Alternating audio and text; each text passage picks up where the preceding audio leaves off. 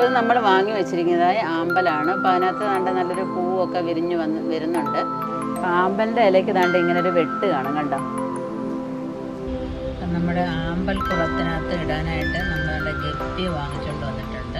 അപ്പം നമ്മുടെ ഗാർഡനിൽ ഇല്ലാത്തതും കുറേ കാലമായിട്ട് ഞാൻ ആഗ്രഹിക്കുന്നതുമായ ഒരു സംഭവമാണ് ഇന്ന് നമ്മുടെ ഗാർഡനിൽ ചെയ്യാൻ പോകുന്നത്.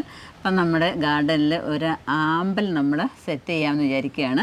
അപ്പം അതിന് വേണ്ടിയിട്ട് അച്ഛൻ നല്ലൊരു ആമ്പൽ നടാനായിട്ട് നല്ലൊരു ചട്ടിയൊക്കെ വാങ്ങിച്ചുകൊണ്ട് വന്നിട്ടുണ്ട്. ചട്ടി നല്ല ആമ്പൽ കുളം അത് നല്ലതുപോലെ നമുക്ക് നടാം. ഇപ്പം അച്ചായനായിരിക്കും അത് നടുന്നത്. ആണോ? അത് മിനിയമ്മ നട്ടാൽ മതി.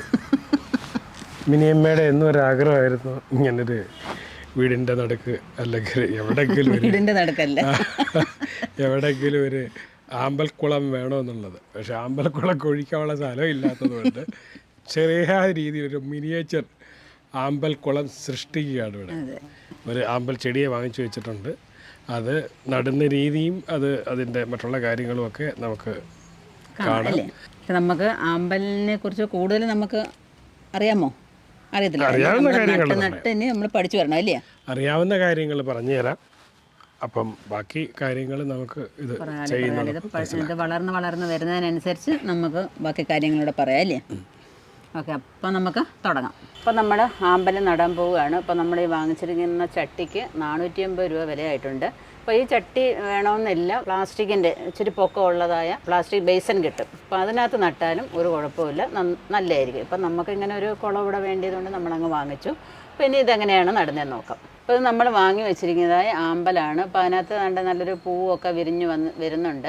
രാവിലെ സമയമാകുമ്പോൾ രാവിലെ തൊട്ട് ഒരു 3 മണി വരെ നല്ലതുപോലെ സൂര്യപ്രകാശമുള്ള സമയത്താണ് അത് പുള്ളി വിരിഞ്ഞിരിക്കുന്നത്. സൂര്യപ്രകാശം ഇല്ലാത്ത സമയത്ത് അത് വീണ്ടും പഴയ രീതിയിലായി ഒരു മുട്ടിൻ്റെ രീതിയിലായി നിൽക്കുന്നതായിട്ടാണ് വീണ്ടും രാവിലെ നമ്മൾ കണ്ടത്. അടുത്തത് നമ്മൾ നടാൻ പോകുന്നത് ഈ ചട്ടിയിലേക്ക് നമ്മൾ മണ്ണെന്നാ അവർ ഉദ്ദേശിച്ച് പറഞ്ഞാൽ ചെളിയാണ് വേണ്ടത്.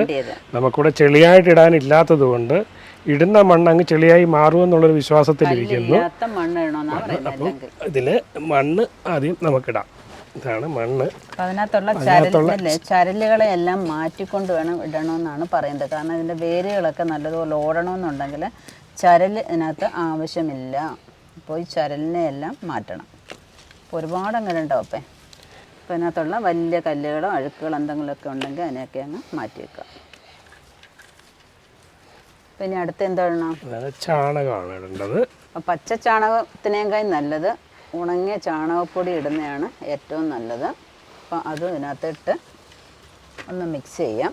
1/4 കൈപ്പിടി എല്ലുപൊടിയും കൂടി ഇതിനകത്തോട്ടിട്ട് നമുക്കൊന്ന് മിക്സ് ചെയ്യാം. നല്ലതുപോലെ ഇതെല്ലാം കൂടെ ഒന്ന് മിക്സ് ചെയ്തതിന് ശേഷം വേണം ബാക്കി പരിപാടി തുടങ്ങാനായിട്ട്. ചാണകത്തിൻ്റെ കട്ടയൊക്കെ ഉണ്ടെങ്കിൽ അങ്ങ് ഉടച്ചു കൊടുക്കണം. 10 ദിവസമൊക്കെ കഴിയുമ്പോഴത്തേക്ക് ഇതിനകത്ത് കുറച്ച് മണലിട്ട് കൊടുത്താൽ നല്ലതായിരിക്കും. ഇതിനകത്ത് പായലൊന്നും പിടിക്കത്തില്ലെന്നാണ് പറയുന്നത്. വെള്ളത്തിൻ്റെ നിറമൊക്കെ അധികം മാറാത്ത രീതിയിൽ നിന്നോളൂ എന്ന് പറയുന്നുണ്ട്.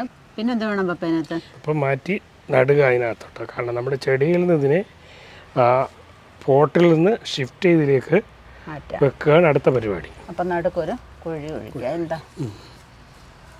അപ്പം ഇതിൽ നിന്ന് നമ്മുടെ ആമ്പലിനെ നമ്മൾ പൊക്കി എടുത്തിട്ടുണ്ട്. അതുകൊണ്ട് ഇതിൻ്റെ വേരൊക്കെ ഇങ്ങനെ താഴോട്ട് പോയിട്ടുണ്ട്. അപ്പം നമ്മൾ വളരെ ശ്രദ്ധിക്കണം. നമ്മൾ എവിടെന്നെങ്കിലും ആമ്പൽ താമരയൊക്കെ മേടിക്കുമ്പോൾ അതിനകത്ത് ഒച്ചിൻ്റെ ശല്യം വല്ലതും ഉണ്ടോ എന്ന് നമ്മൾ പ്രത്യേകം ശ്രദ്ധിക്കണം.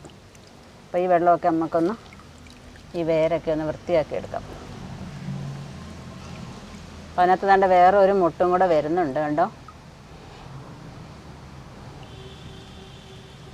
അപ്പം നല്ലതുപോലെ ഒന്ന് കഴുകി വൃത്തിയാക്കി എടുക്കാം. അതിനകത്ത് ഒച്ചിൻ്റെ മുട്ടയൊക്കെ ഇരുന്നാലും അറിയത്തില്ല കേട്ടോ. പിന്നെ അങ്ങ് പെറ്റുപെരുകി നമ്മുടെ ഗാർഡൻ മുഴുക്കയാവും. പക്ഷെ നമ്മളിതുവരെ കണ്ടില്ല. എന്നാലും നമ്മുടെ ഒരു വിശ്വാസം നല്ലതുപോലെ കഴുകിയെടുക്കാം. വേറെ ഇച്ചിരി നല്ല വെള്ളത്തിലൂടെ കഴുകിക്കൊണ്ടുവരാം. അപ്പം നമ്മുടെ ആമ്പലിൻ്റെ വേരെല്ലാം നല്ലതുപോലെ കഴുകി എടുത്തിട്ടുണ്ട്. ഇനി നമുക്കിതിനകത്തോട്ട് ആക്കി വയ്ക്കാം.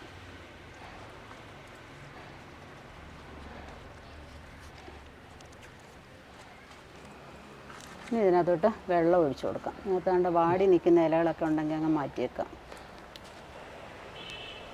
അപ്പോൾ ഇതിനകത്ത് വെള്ളം ഒഴിക്കുമ്പോൾ വെള്ളം കുത്തനെ ഒഴിക്കാതെ കുറേശ്ശെ ഇങ്ങനെ അതിൻ്റെ ഭിത്തിയിലോട്ട് തട്ടത്തക്ക രീതിയിൽ വേണം ഒഴിച്ചു കൊടുക്കാനായിട്ട്. അല്ലെങ്കിൽ അത് വേരങ്ങ് ഇളകിപ്പോവും. അപ്പം ഞങ്ങൾ ആമ്പൽ കൃഷി ആദ്യമായിട്ടാണ് തുടങ്ങുന്നത്. അപ്പോൾ ഇതിനെക്കുറിച്ച് അറിവുള്ളവർ അറിയാവുന്ന കാര്യങ്ങളൊക്കെ പറഞ്ഞു തന്നാൽ വളരെ ഉപകാരമായിരിക്കും. അതെല്ലാവർക്കും പ്രയോജനപ്പെടും.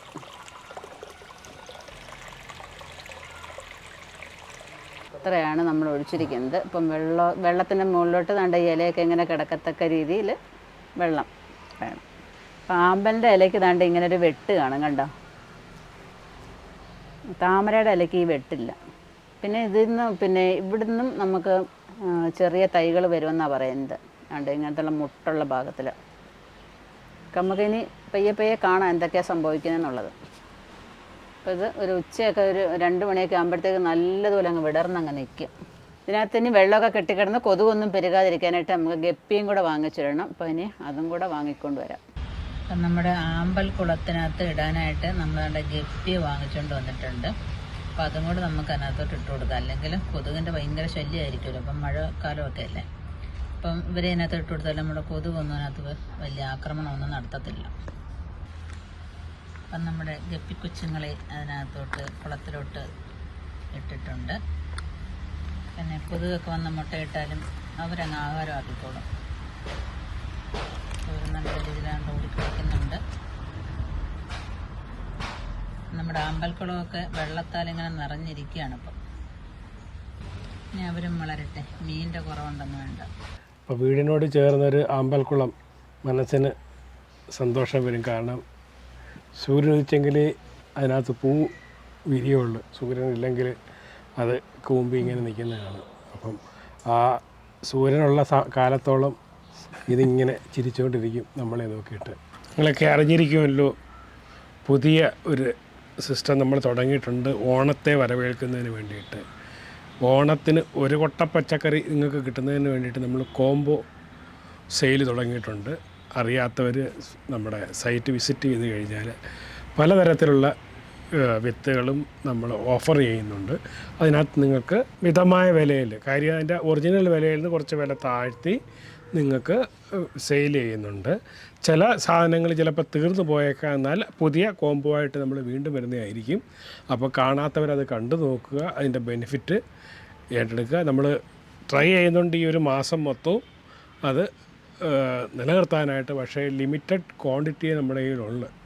നമ്മൾ പുതിയ വിത്തുകളൊക്കെ ഓർഡർ ചെയ്തിട്ടുണ്ട്, എന്നാലും അത് വന്ന് എപ്പം നിങ്ങൾക്കിതെല്ലാം കിട്ടുമെന്നുള്ളത് നമുക്ക് കറക്റ്റായിട്ട് അറിയാമേ. കണ്ടോ, ഇവിടെ ആമ്പൽക്കുളം വരുന്നതിന് മുമ്പ് തന്നെ നമ്മുടെ ബട്ടർഫ്ലൈ ഒക്കെ ഇങ്ങനെ പറന്ന് കിടക്കുകയാണ്. അത് നല്ല സൈനാണ്.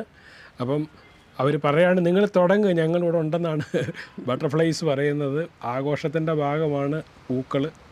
അപ്പോൾ ആ പൂക്കളുടെ രാജാവെന്ന് പറയാൻ ഒക്കത്തില്ല, എന്നാലും പൂക്കൾക്ക് രാജാവിന് തുല്യമായുള്ള ആമ്പൽ വരുന്നുണ്ട്. ആമ്പൽ വന്നു കഴിഞ്ഞിട്ട് നമുക്ക് നോക്കാം ഇതിവിടെ ഓടുമോ എന്നുള്ളത്. അത് കഴിഞ്ഞിട്ട് നമുക്ക് അടുത്ത കാര്യങ്ങൾ നോക്കാം. അപ്പോൾ നമ്മളിപ്പോൾ ഈ കോംബോ വിത്തുകൾ കൊടുത്തപ്പോൾ കുറച്ച് പേരിങ്ങനെ കമൻറ്റിൽ പറയുന്നുണ്ടായിരുന്നു അവർക്ക് പിന്നെ ബാൽക്കണി നടാനായിട്ട് കുറേശ്ശെ വിത്തുകൾ കിട്ടണം. അപ്പം നമ്മൾ കൊടുക്കുമ്പോൾ അധികം ആകുമ്പോൾ അവർക്കത് വെറുതെ ഇരുന്ന് പാഴായി പോകുന്നു. അപ്പം കുറേശ്ശെ വിത്തുകളാകുമ്പോൾ അങ്ങനെ കൊടുക്കാൻ പറ്റുമോ എന്ന് ചോദിക്കുന്നുണ്ട്. അപ്പം നമുക്കും എന്താ അവസാനം എല്ലാവരും 4 വിത്ത് വീതം വാങ്ങിച്ചിട്ട് കിളിക്കുന്നെങ്കിൽ എടുത്തത് വാങ്ങിക്കാന്ന് പറയരുത്.